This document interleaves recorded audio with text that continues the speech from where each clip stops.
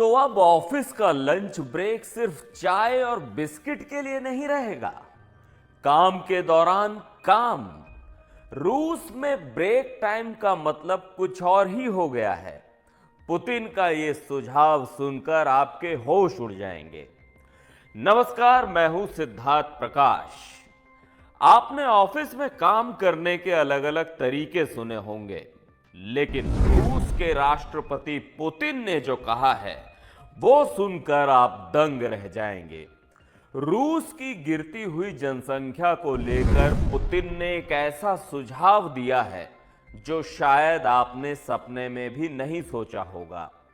Putin का कहना है कि अब रूसी नागरिक अपने ऑफिस में लंच ब्रेक और कॉफी ब्रेक का इस्तेमाल सिर्फ काम से ब्रेक लेने के लिए नहीं, बल्कि बच्चे पैदा करने के लिए भी कर सकते हैं। जी हां, पुतिन ने सीधे सीधे कह दिया है कि देश की जनसंख्या को बढ़ाने के लिए लोग काम के दौरान काम करें।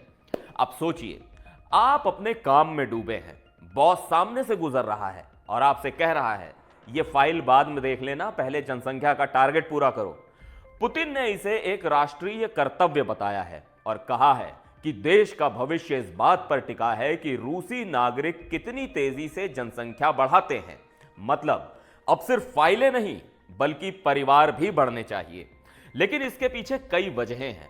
यह सब ऐसे समय में हो रहा है जब रूस में फर्टिलिटी रेट घटकर करीब 1.5 बच्चे प्रति महिला पर आ गई है, जबकि जनसंख्या की स्थिरता के लिए फर्टिलिटी रेट 2.1 होना जरूरी है। और तो और रूस की जनसंख्या साल 2050 तक 144 मिलियन से घटकर 130 मिलियन तक होने का अनुमान है। रूस ने 2024 के शुरुआती 6 महीनों में 25 साल में सबसे कम जन्म दर दर्ज की है। इस महीने जारी आंकड़ों के मुताबिक जून में पहली बार 1 लाख से भी कम बच्चे पैदा हुए, जो बहुत बड़ी गिरावट है। जनवरी से जून 2024 के बीच रूस में कुल 5,99,600 बच्चे पैदा हुए, जो 2023 की इसी अवधि से 16,000 कम है। इतना ही नहीं, रूस की जनसंख्या घटने की एक और वजह है यूक्रेन के साथ जारी युद्ध। यूक्रेन के साथ चल रहे युद्ध के कारण 10 लाख से ज्यादा लोग, ज्यादातर जवान, रूस से बाहर चले गए हैं। और सिर्फ पुतिन ही नहीं, उनके स्वास्थ्य मंत्री डॉक्टर येवगेनी शेस्तोपालोव भी इस बात से पूरी तरह से सहमत हैं। मंत्री जी का कहना है कि काम की व्यस्तता कोई बहाना नहीं है। लंच ब्रेक में भी आप परिवार बढ़ाने का काम कर सकते हैं, क्योंकि जीवन बहुत तेजी से बीतता है। मतलब अब रूसियों का लंच ब्रेक कुछ और ही तरह का हो सकता है। और तो और मॉस्को में 18 से 40 साल तक की महिलाओं के लिए फ्री फर्टिलिटी टेस्ट करवाए जा रहे हैं, ताकि यह तय हो सके कि वो जनसंख्या बढ़ाने के लिए पूरी तरह तैयार हैं।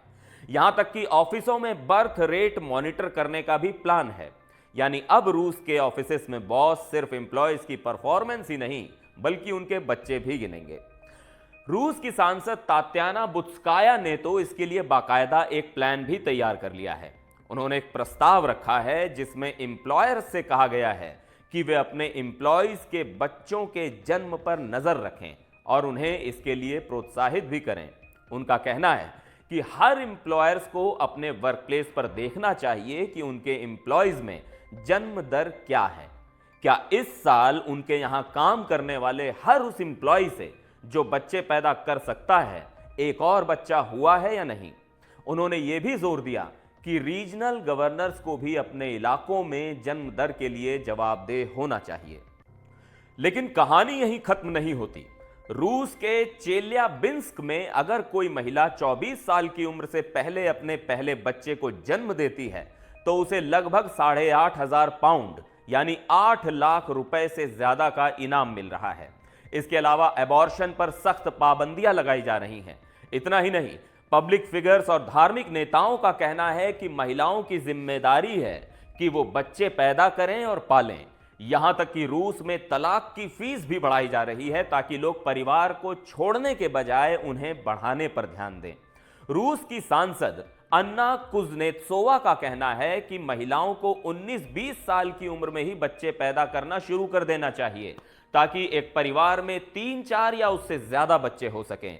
झाना रियाब्तसेवा ने तो साफ शब्दों में कहा है कि बच्चे पैदा करो और बार बार पैदा करो। यह पहली बार नहीं है जब पुतिन ने रूस की गिरती हुई जनसंख्या पर चिंता जताई है। पिछले साल दिसंबर में भी उन्होंने रूसी महिलाओं से अपील की थी वे कम से कम 8 बच्चे पैदा करें और बड़ा परिवार बनाने को एक नियम बना लें। पुतिन ने कहा था कि हमें याद रखना चाहिए कि रूसी परिवारों में हमारी कई दादी और परदादियां 7, 8 या उससे भी ज्यादा बच्चों को जन्म देती थीं। हालांकि पुतिन खुद जनसंख्या बढ़ाने की वकालत करते हैं, लेकिन उन्होंने अपने बच्चों की सही संख्या कभी सार्वजनिक रूप से नहीं बताई।